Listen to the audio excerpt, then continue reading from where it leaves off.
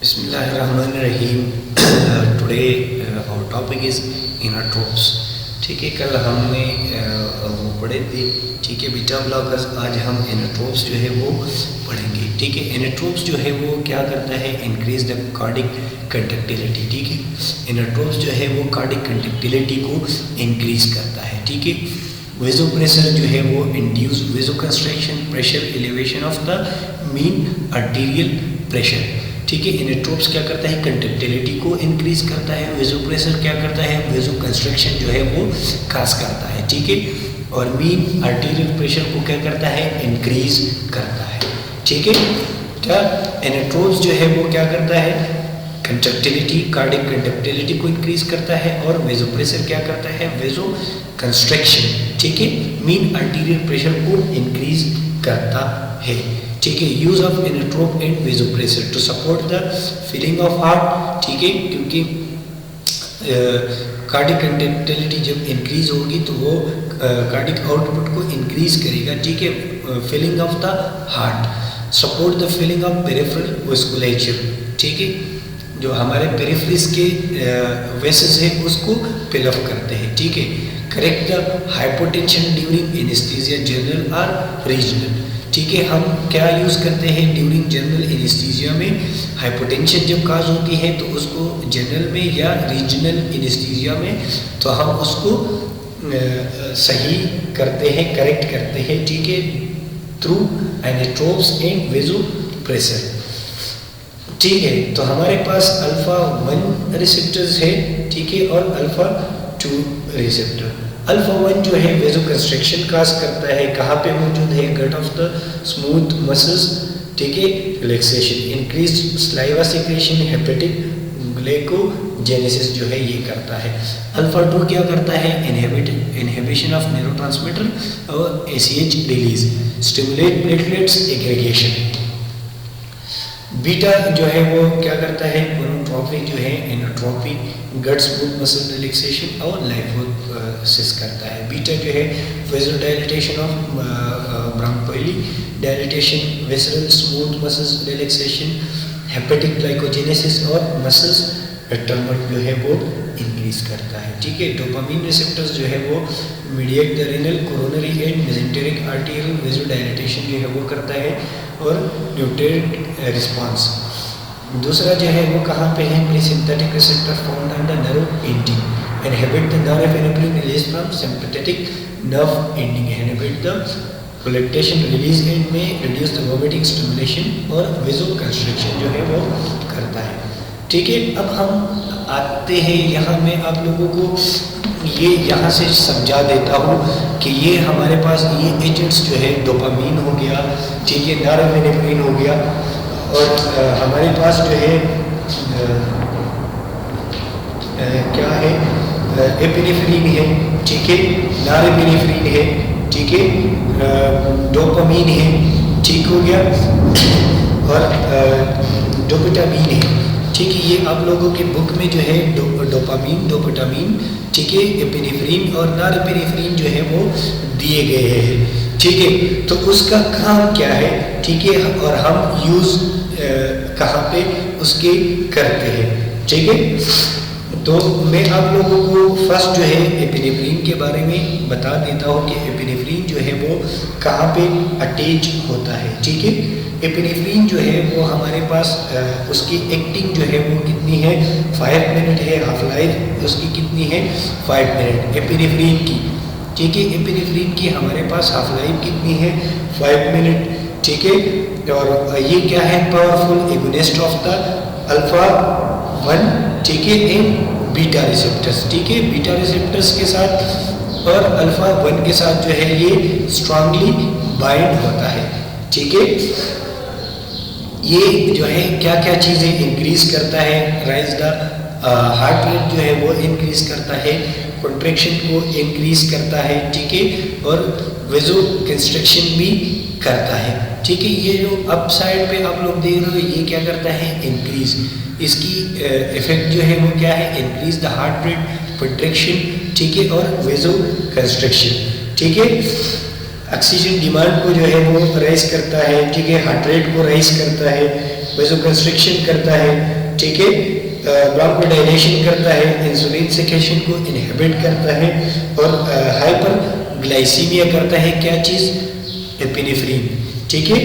Epinephrine जो है हमारे पास यूज़ जो है हम कहाँ पे करते हैं? लोकल एनेस्थेटिक को प्रोलॉन्गेशन के लिए हम यूज़ करते हैं। एनाफाइलैक्सिस रिएक्शन में हम यूज़ करते हैं, लाइक हमारे पास शॉक है, ठीक है, उसमें यूज़ होता है। मैनेजमेंट ऑफ शॉक में यूज़ होता है, ठीक है। मैनेजमेंट ऑफ कार्डिक अरेस्ट, ठीक है, और ब्रोंकोडायलेटर है, ठीक है। इसके डोजेस जो है अगर आप लोग अपने बुक से देखें, शॉक एंड एलर्जिक रिएक्शन के लिए 0.05 से लेके 1 मिलीग्राम IV है। हाइपरटेंशन के लिए 1 to 2 मिलीग्राम पर kg है, ठीक है। और कार्डिक अरेस्ट के लिए जो है वो कितना है? 0.01 से लेके 1 मिलीग्राम IV से लेके 3 मिलीग्राम तक हम दे सकते हैं, ठीक है। पल्मोनरी एडिमा काज करता है ये एपिनेफ्रीन जो है। Pulmonary oedema, cardiac arrhythmia, coronary ischaemia, ठीक है, ventricular dysrhythmia with use of halothane. अगर हेलोथेन के साथ यूज करते हैं एपिनेफ्रीन तो ये वेंट्रिकुलर डिसएरिथमिया काज करेगा और सेरेब्रल हेमरेज जो है वो काज करता है, ठीक है। उसके बाद हमारे पास क्या है? नॉरएपिनेफ्रीन है, ठीक है। नॉरएपिनेफ्रीन जो है वो क्या है? इसको हम नॉरएड्रेनालिन भी कहते हैं, ठीक है। और ये अल्फा स्टिमुलेटिंग जो है प्रेजेंट नर्व एंडिंग पे ये हमारे पास क्या है?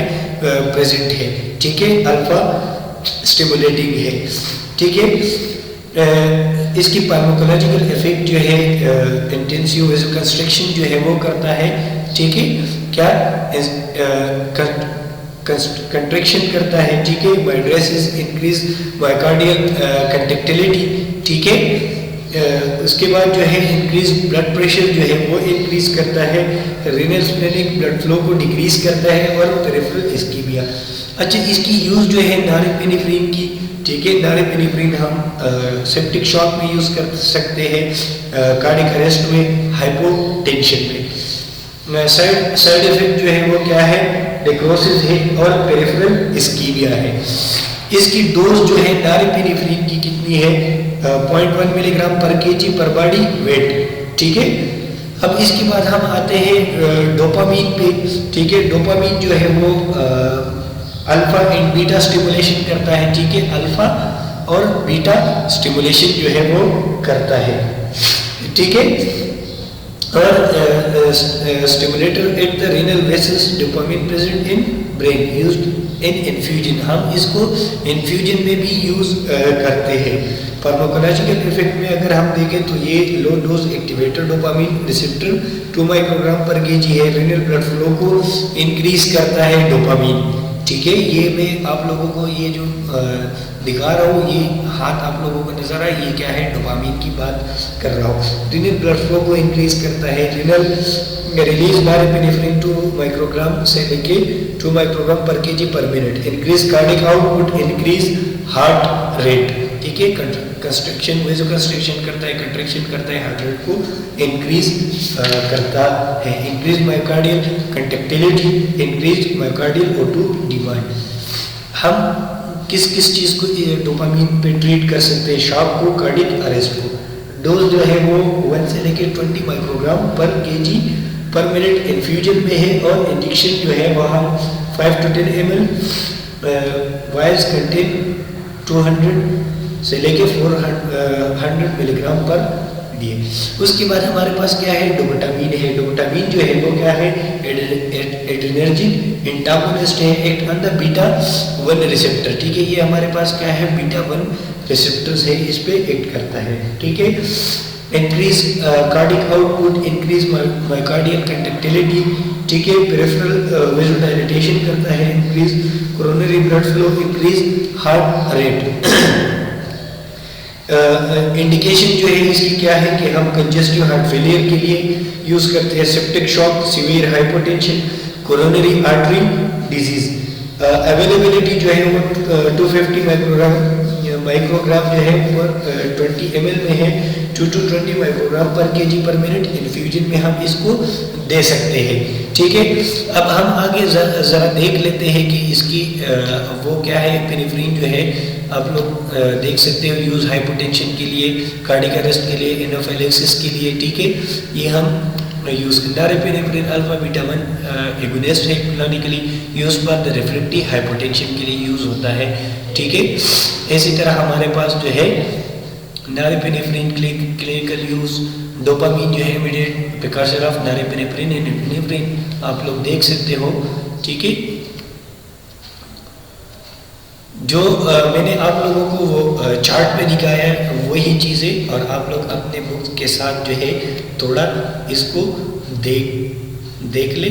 ठीक है, अगर कोई फिर कमी हो, कोई क्वेश्चन हो तो आप लोग मुझे व्हाट्सएप जो है वो कर सकते हो।